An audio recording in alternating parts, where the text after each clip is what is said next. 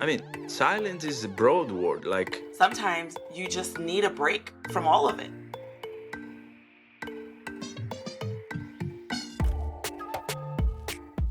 Hello and welcome to Critters and Cultures, the podcast where we explore the fascinating intersection of animal welfare and cultural diversity. I'm your host, Dr. Azalia Boyd, ready to uncover how cultural differences influence, enhance, and sometimes challenge the way we care for animals and relate to each other.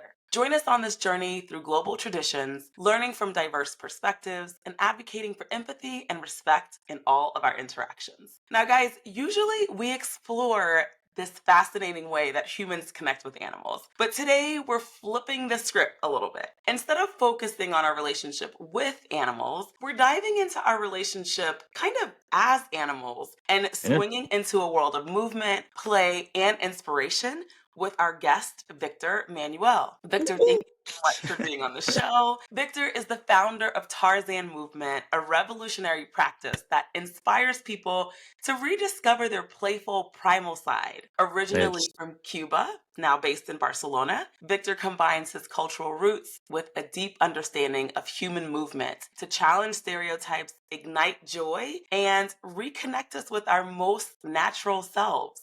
So let's swing right into it. Welcome to the show, Victor. Welcome. I don't think I have to say anymore. You have said all. Like, you have Well, described my movement. did I get it all right? I'm sure I messed something up. Well, there was one word that really triggered me. I Ah. think empathy. Mm. It's just quite a big topic nowadays in society. This is a word that I'm still struggling to understand, to be honest. Like, putting yourself in the shoes of somebody else, it's proved to me easy when it comes to feel something that is already in myself, like that animal feeling, that animal instinct, Yeah. but hard when it comes to another human. That's interesting that you say that because I consider myself, it's a big word that's going around in society right now. And that is probably one of my favorite words is empathy. And we can dive into it. Of course, I want people to know more about you, but because you brought that up, empathy is exactly what you said, just positioning yourself to see what are other people going through. See if you can see what they're going through. It's not necessarily about feeling it. You don't have to feel what they're going through. You don't have to absorb what they're going through. But I believe that if we put ourselves in other people's shoes, as you said, we might be able to see things from their perspective. Yeah, I can see. Maybe.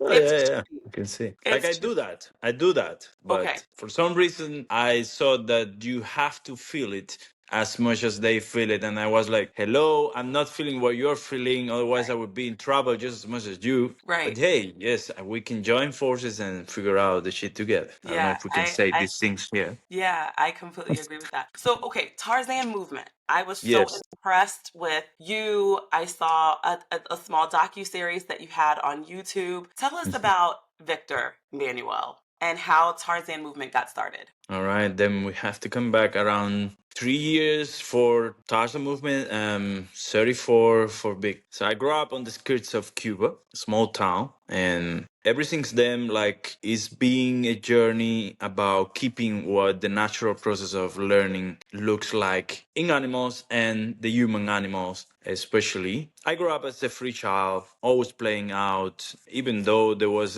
not the best scenario. It's not like pure nature, but there was some nature there. There was some contaminated river there, Yeah. which I could play. And I think that's something that you don't care about all the theory and all the things. You just developing yourself, unfolding the potential that you have. So that was me as a kid, relating to other kids, figuring out my way. I grew up in that scenario in Cuba until 18 years old. I faced the other side of the war around that age, 18, where I have to again adapt to a very different society. Like, I mean, I come from a place where you meet every people in your neighborhood. You know about everyone a little bit. At least you will wave your hands when you pass by. Coming all the way to Spain, where I will not meet my neighbor, and if we do, they don't say hi necessarily, it was a little bit frustrated for me, or hard time to get into friends groups, because they were all like, yes, this is my friends from all life, so you are not. And I was like, what the fuck is all this?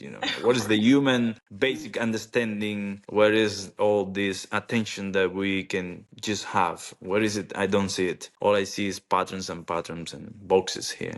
Yeah. So, well, I spend most of the time on my own world, like inwardly figuring out things. That was my journey. That was my main concern in the adult life. And I found very fascinating that journey as well, because that's where every little things that I do now unfold. So I came to understand silence for myself. When I say understand, is experience it, and therefore finding that shortcut to be there. I came to understand the very process of my pain while it happened every time. So all these things that it proved to be hard for so many other humans, it was there because I was on my inner world trying to figure out things. And I did that journey trying to isolate myself from the rest. So I did that on trees. I did that on whatever I found a tree, I would go up, I would spend some time in silence there. And that silence eventually turns into movement. So most people will find a library to be silent, right? Or a coffee shop to Library. be silent,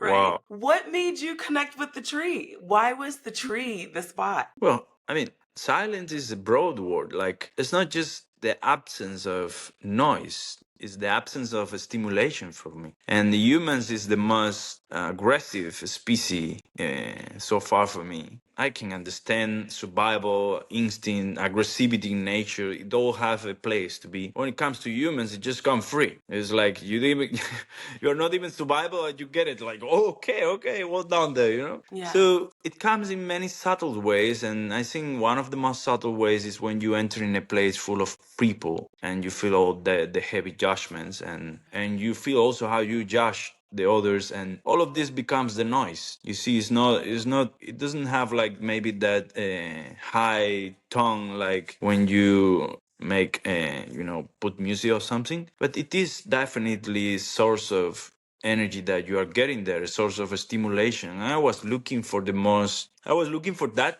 space that could give me support, in the sense of, okay, I can be here, nobody knows I'm here, the tree is not aggressive at all, I have the silence, I have the elements that, and somehow they just give me what I need now, like the absence of a stimulation.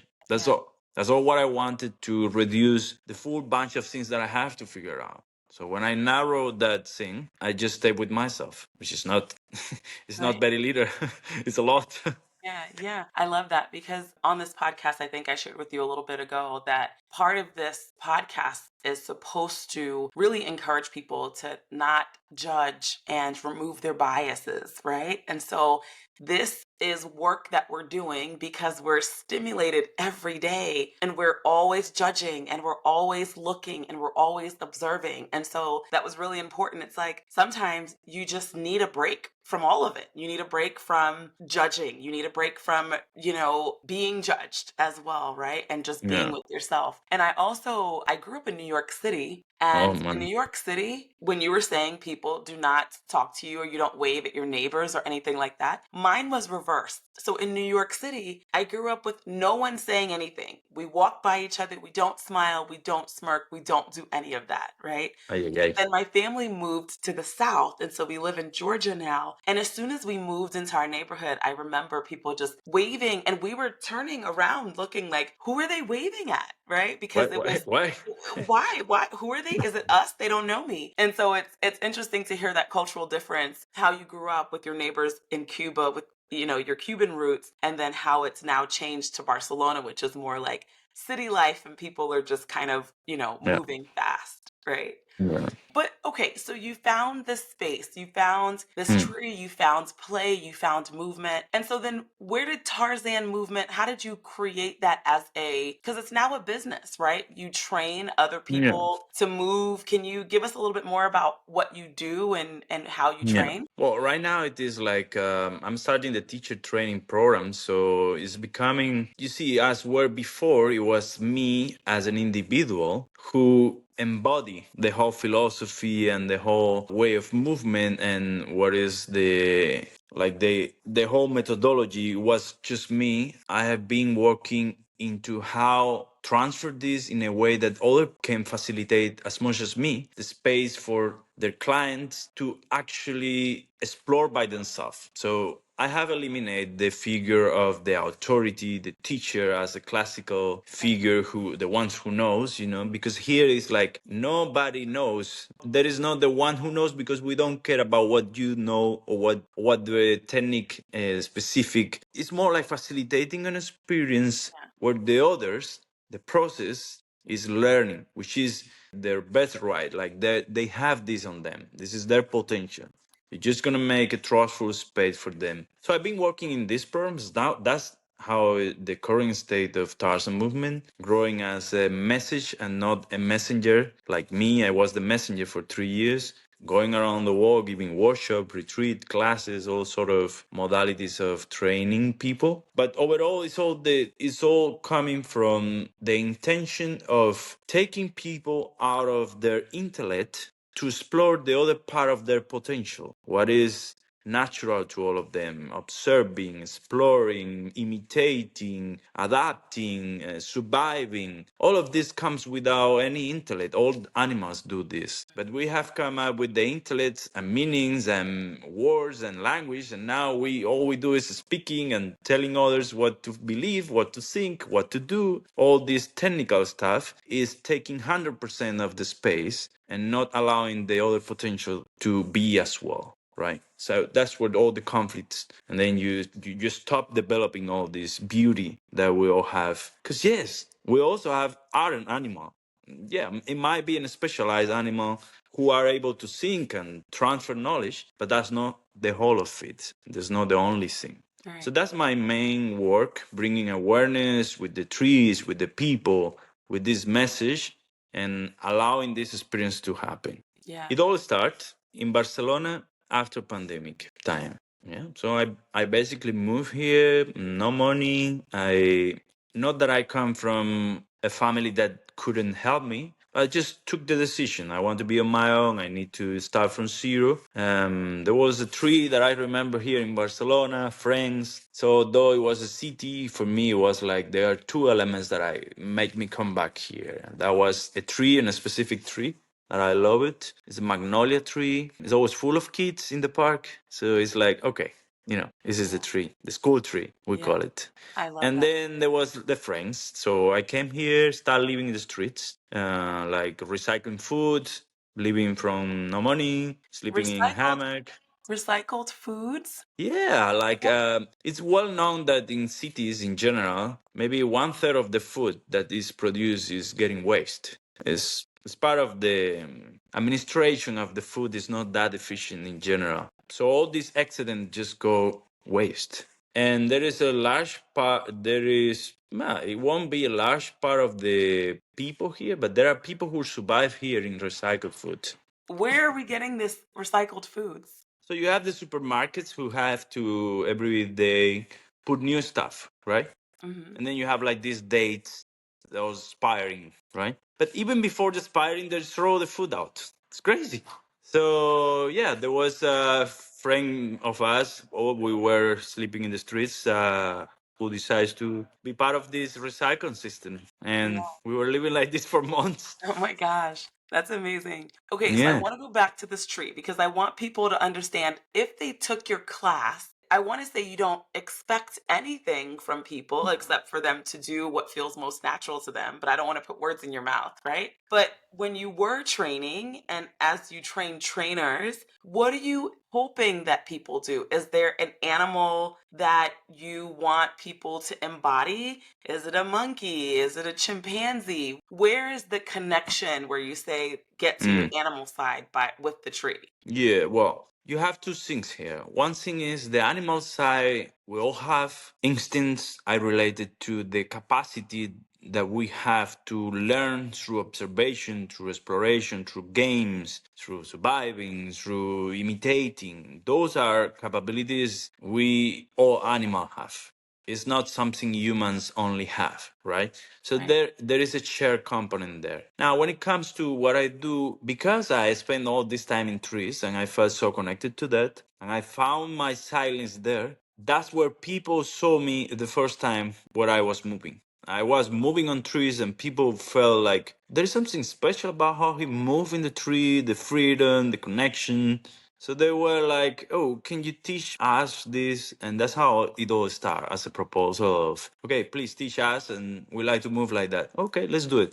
Let's see how it goes. But then when you move on trees, unlike many other sports, you need the feet a lot to grab things, to which bring back a demand. You need your hands a lot as well. You need the full potential of the shoulders, rotation. You need a lot of strength in the core. But furthermore, what you need the most is the connection to the tree and the present moment.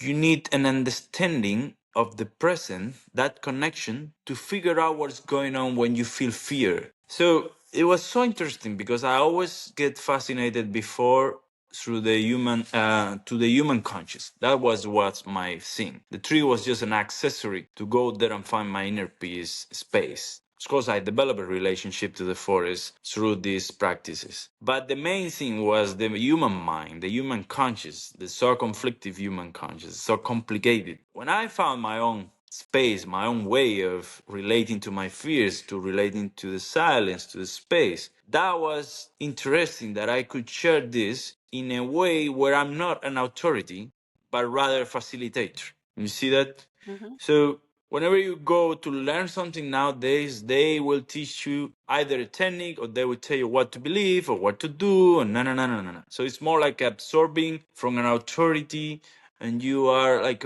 okay, is that okay, okay. It's not a real process of you figuring out from the very basics of your own mind what is going on, developing these skills. That's what I became. I became a facilitator for them using the tree where they can connect to that other parts that they don't train usually. There's not an animal that you tell people to embody. It happened that the trees, when you think about movement in trees, you definitely have to think about apes, because apes are the animals who are specialized in trees. Though we have an inner child who likes to play in trees, and you will see it in every park in the world if you just allow your kids to do what they feel to do, they will do three things that nowadays are forbidden in many cities. They will take the shoes off, Right, right? right, right. They will go with any stranger on their own age, and then we all go up on a tree or whatever all things Mhm. that you might feel is risky, right? So this is in our DNA to do. Yeah. And all we are doing is taping this. And so in the trees, if you are there to move in the trees, for a long time you will end up doing exactly the same that apes do. Because Yeah. we are close in morphology. Not That, that close, but we still have some of these features. I don't know if evolution, all of this is so controversy because there is so right, many angles. right, But the fact is that it has helped me a lot to understand the techniques that they use, to observe them a lot, to explore like them, the trees. So I learned a great deal from watching orangutans in the jungles in Indonesia, like that. Monkeys in general in Costa Rica, and here and there grabbing things. right. Documentaries as well. So chimps are 98% of our DNA. So So very, they it's say. super, super close. But yet we see ourselves typically so separate from the animal kingdom. right? I wonder why. Yeah. Well, what does Tarzan movement teach us about our shared humanity and our biases towards nature? Some people think that moving like a chimp is silly or it's undignified. How do you help participants overcome these mental blocks or the social stigmas behind it? So all of this that you just mentioned, it have a shared component with our identity, the way we perceive ourselves, which is always based on the building up from the memory and the projection in the future. Again, all our creation, this coming back, this projecting forward is the very time itself. It's the very creation of time for us humans. So when you are embodying this process the whole time, you are caught on it. But once you come to my class and you start having fun and smiling, and there is not like an end target, but you're just having fun, you're there, then you connect with presence. In presence, there is no time involved, which means there is no identity, which means you are just perhaps exploring the longer time in your life where you are actually in the moment and just being there. That's the thing. For me, there's no teaching, you see? There Yeah, is more like creating the space. That's my role. That's all. I don't want to become the one who knows. I don't right, know anything, like in that sense. Because it doesn't matter the knowledge here. You right. see? You have to find out by yourself. That's it. Yeah, I absolutely love that. And I used to struggle with that for a long time, Victor, like being the societal pressures of having to move, having to produce, right? Having to know, having to have the answers. And so if I joined a Tarzan class tomorrow, if I flew out to Hmm. Barcelona, joined Hmm. a Tarzan class tomorrow, what's one activity that you would challenge me to try? Close your eyes and move in the tree. Why? Because most of your fears will come from many angles, especially from your eyes, as a sense is from most of the information comes by. So, for example, one exercise that's so beautiful to witness is you have a student who look at the tree and say, "Oh my God, no, no, no, I'm afraid." Then he start to make his own movie. I'm gonna fall. I don't know how to get down from here. What happened? What people see me? All of this. Soon as you are on the tree, close your eyes, the world disappear, right? So now you are in this dark space, and all you have is the sense of pressure.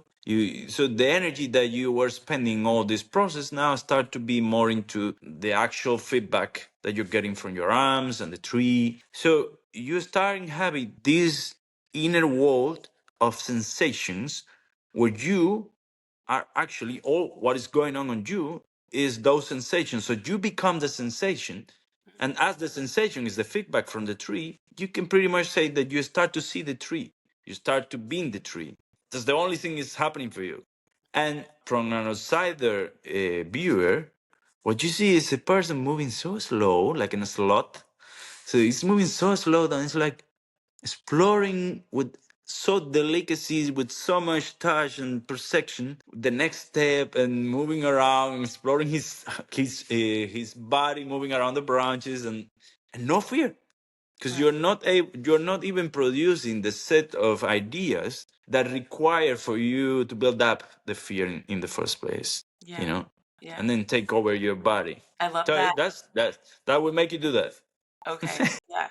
I love that. I might go out in my backyard. I have a few trees. I might go back there during my lunch break and do that and connect. All right, let's see what that. Yeah. And then, so before we close, what about our listeners? What's a simple exercise or a mindset shift that listeners can try as soon as we're done with this episode that can make them reconnect? Would you say the same thing? Close your eyes, or what would you say? Yeah, I won't say go up on a tree, because you see, one thing is when somebody is caring for you. It is one thing when you are a kid and you are clean in the sense that you are absorbing only.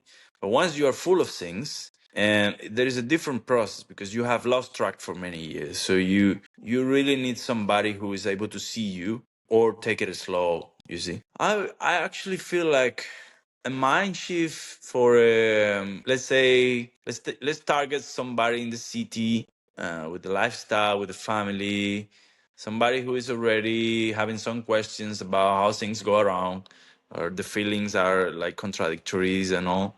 For me, being able to play a game with somebody of your trust, being able to go to somewhere. There don't have to be people around, but definitely to call somebody who you have in high esteem and say, hey, let's just go and play a fun game in the grass, just like when we're kids, you know. And it can be anything. It can be just moving around, rolling, whatever, but you do it together. You have fun. You find the fun in playing each other, and that's already something, because it's like nature, people, and playing, which bring presence again. Yeah. It's not just to have more stimulation through joy, it's the fact that you are present when you are having that joy. Yeah, I love that. So Being present when having the joy.